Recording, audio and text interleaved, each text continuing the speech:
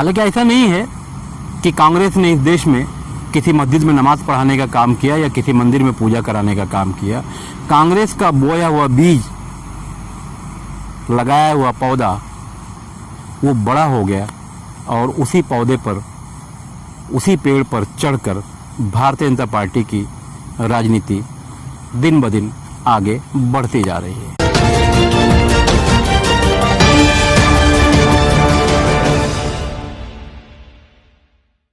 नमस्कार, आदाब।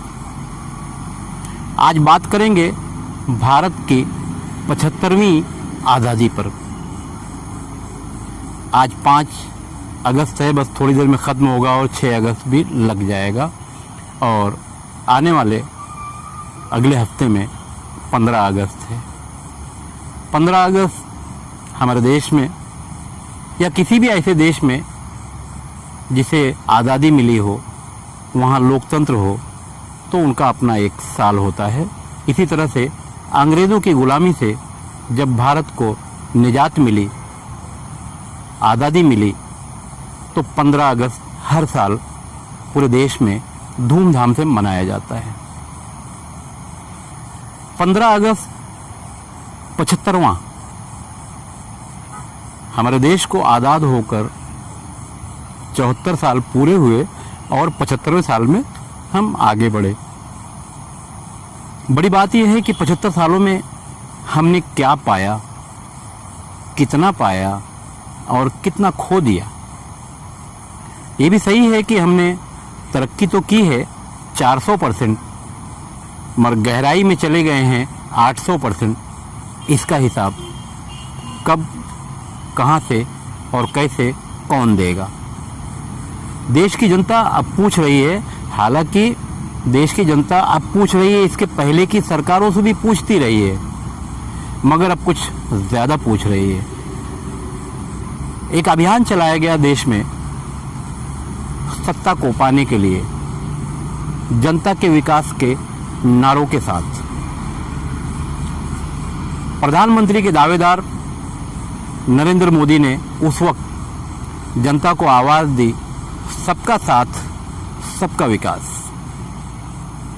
इसी मुद्दे पर चुनाव लड़ा गया और चुनाव तो जीत गए, मगर उसके बाद का जो नतीजा है और फिर कोविड-19 की जो कहानी है, पूरी दुनिया देख रही है। हमारे देश के 130 करोड़ लोगों में से लगभग 10 करोड़ लोगों को अगर छोड़ दिया जाए तो बकिया लोग परेशान हाल हैं। चुनाव का अभियान चलाने के लिए 5 लोग मैदान में आए, जिसमें प्रधानमंत्री के दावेदार थे नरेंद्र मोदी। उससे पहले कांग्रेस के राज में दिल्ली में अभियान चलाया गया और जेड सिक्योरिटी लेकर अब महाराष्ट्र के रालेगन सिद्धि में बैठकर अन्ना हजारे आराम कर रहे हैं। उन्हें सरकार की तरफ से सिक्योरिटी भी है। उस वक्त उनका नारा था कि अब मालिक आ गया है, अब चोरी नहीं होगी। उन्होंने सही कहा था, अब चोरी नहीं हो रही है, अब तो सीधा डकैती हो रही है। दूसरे एक नेता का नाम पूरी दुनिया को पता है, पूरे देश को पता है। रामलीला मैदान से जब भागे एक महिला का कपड़ा पहनकर, तो उनकी जान बची। उनका नाम बाबा रामदेव है और अब वो जड़ी बूटी का बड़ा कारोबार योगा की आड़ में कर रहे हैं। उसके बाद किरण बेदी और अरविंद केजरीवाल, ये पूरी एक टीम थी। कांग्रेस के दौर में सेंट्रल में यानी दिल्ली में बैठकर इन्होंने अभियान चलाया और कांग्रेस लेट गई। नई सरकार आई, सबका साथ, सबका विकास। इन लोगों के पीछे कौन लोग थे, अब भारत भी देख रहा है, दुनिया भी देख रही है। अदानी एंड अंबानी, यही लोग थे इनके पीछे, इनके फाइनेंसर, जिन्होंने चैनलों को खरीदा, लोगों को खरीदा। जो जिस लायक थे उस लायक उन्हें खरीदा गया। इन्हीं चैनलों को आज देश की जनता गोदी मीडिया कहती है।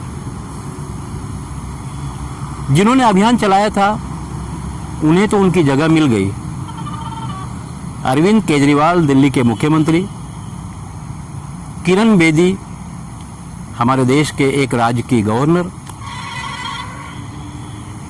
रालेगन सिद्धि में बैठे महाराष्ट्र के अन्ना हजारे, इधर नरेंद्र मोदी और अमित शाह, और सबसे बड़े कारोबारी बनकर उभरे तो समझ गए होंगे बाबा रामदेव। यानी जिन लोगों ने उस वक्त ये अभियान चलाया था, आज वो देश की सत्ता में बैठे हैं, और उस वक्त जब ये लोग आवाज दे रहे थे सबका साथ सबका विकास, दाऊद को भारत लाएंगे, काला धन भारत लाएंगे, सबके अकाउंट में 15-15 लाख रुपए आएंगे, और बाबा रामदेव का नारा था कि पेट्रोल 35-36 रुपए में मिलेगा।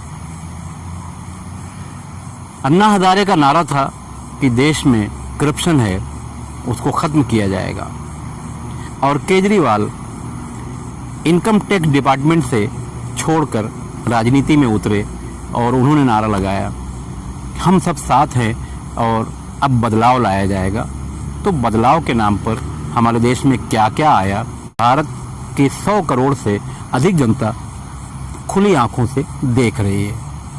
और उसके बाद कोरोना फेज 1, फिर कोरोना फेज 2। कोरोना के आने से पहले भी देश की क्या हालत थी, फिर 15 अगस्त सामने है, लाल किले से नरेंद्र मोदी हमारे देश के प्रधानमंत्री फिर भाषण देंगे, उसके बाद मन की बात भी करेंगे। मगर कोरोना की आड़ में देश कहाँ पहुँच गया, या यूँ समझ लीजिए कि देश की जो कहानी है आर्थिक फाइनेंशियली, वो पूरी तरह से सो गई है। देश का युवा पहले बेरोजगार था, जो थोड़ी मोड़ी रोजगार की कुछ राहें थी, कुछ रास्ते थे, वो भी तकरीबन बंद हो गए। कई लाख लोग देश में कोरोना की आड़ में बेरोजगार हो गए, कारोबार खत्म हो गया, बार बार कोरोना का मामला आया। हालांकि ये कहानी कोरोना के पहले शुरू हो चुकी थी। और हम तरक्की की बात अगर करते हैं तो अब हम इतना तरक्की कर चुके हैं कि हिंदू और मुस्लिम हो गए, सिख और ईसाई हो गए, बौद्ध हो गए, भारतीय नहीं रहे। नेताओं ने जहर के इतने बीज बो दिए कि ना हिंदू मुसलमान को देखना चाहता है, ना मुसलमान हिंदू को देखना चाहता है। और इसी बीच बाबरी मस्जिद का फैसला भी आया। हालांकि ऐसा नहीं है कि कांग्रेस ने इस देश में किसी मस्जिद में नमाज पढ़ाने का काम किया या किसी मंदिर में पूजा कराने का काम किया। कांग्रेस का बोया हुआ बीज, लगाया हुआ पौधा, वो बड़ा हो गया और उसी पौधे पर, उसी पेड़ पर चढ़कर भारतीय जनता पार्टी की राजनीति दिन ब दिन आगे बढ़ती जा रही है। नारा तो यही लगा था कि सबका साथ सबका विकास, दाऊद को लाएंगे, तो कहाँ है? काला धन स्विस खातों से आएगा उसका पता ही नहीं। 15 लाख लोगों के खाते में दिए जाएंगे, लोगों के खाते का पैसा ही गायब हो गया। तो ये हालत रही। अब देश में विकास की बातें करना या सच्ची बात करना या सच्चाई की बातें करना अपराध जैसा हो चुका है, क्योंकि जिन्होंने आवाज़ उठाई उन्हें जेल के सलाखों के पीछे डाला जाने लगा है। जिन्हें याद होगा 1975 इंदिरा गांधी का दौर, जब उन्हें इलाहाबाद हाई कोर्ट से हार का रास्ता देखने को मिला तो उन्होंने इमरजेंसी लगा दी। देश में कोरोना के नाम पर फिलहाल इमरजेंसी जैसा ही माहौल है, क्योंकि जनता के पास कोई अधिकार रह ही नहीं गया। तो क्या हम 1975 वाले रास्ते पर धीरे धीरे आगे बढ़ रहे हैं? देश का अन्नदाता, जिसे लोग किसान कहते हैं, महाराष्ट्र में शेतकरी कहते हैं, दिल्ली हरियाणा या दिल्ली के दूसरे बॉर्डर पर बैठा हुआ है। आज अगर किसान हार गया, तीनों कानून लागू कर दिया गया देश में, तो देश के लोगों को ये भी याद रखना होगा कि आज किसान हार गया तो कल आप भी हार जाओगे। सरकार किसानों की सुनने को तैयार नहीं, सरकार मुसलमानों की सुनने की तैयार नहीं, सरकार पेट्रोल का जो भाव बढ़ रहा है उसको कम करने के लिए तैयार नहीं।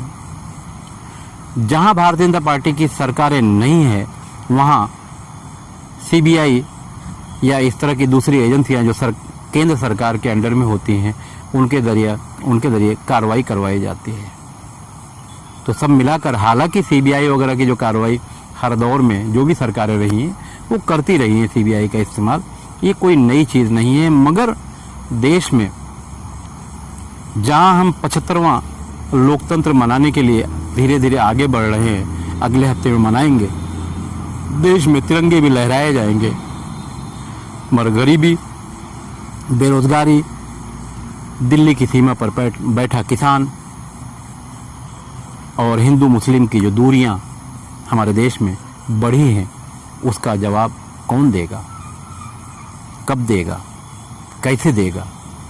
क्योंकि आज देश में रहने वाले 100 करोड़ से अधिक लोग एक दूसरे को शक की निगाह से देख रहे हैं। महंगाई चरम सीमा को पहुंच चुकी है, हालात खराब हैं, छोटे छोटे उद्योग बंद हो रहे हैं, बड़े उद्योग को सरकार बेच रही है, एयरपोर्ट बिक रहा है, ट्रेन बिक रही है, या इस तरह के सरकार के जो पुराने प्रोजेक्ट थे सब एक एक करके बेचे जा रहे हैं।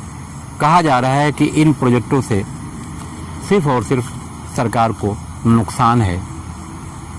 तो आज जो लोग कहते हैं कि सरकार बेच रही है, तो ये किसका माल बेच रही है? भारत के 75वें आज़ादी के मौके पर या भारतीय जनता पार्टी की सरकार के दौर में ऐसा कौन सा प्रोजेक्ट सामने आया?